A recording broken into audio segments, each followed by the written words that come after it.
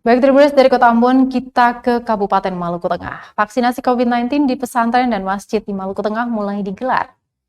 Polres Maluku Tengah gencar melakukan vaksinasi COVID-19 di Kota Masohi, Maluku Tengah. Kali ini vaksinasi dilakukan di pesantren dan rumah-rumah ibadah.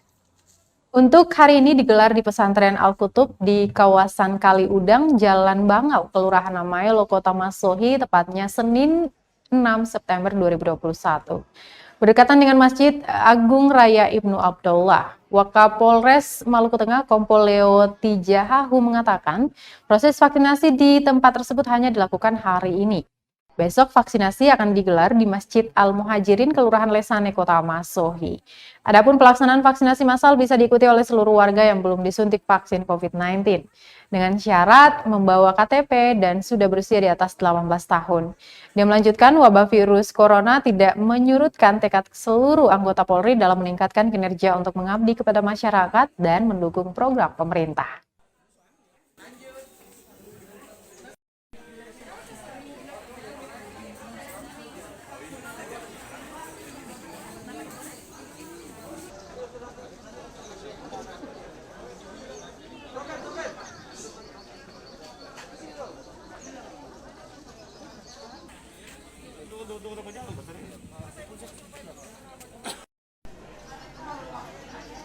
Terima kasih sudah nonton. Jangan lupa like, subscribe, dan share ya.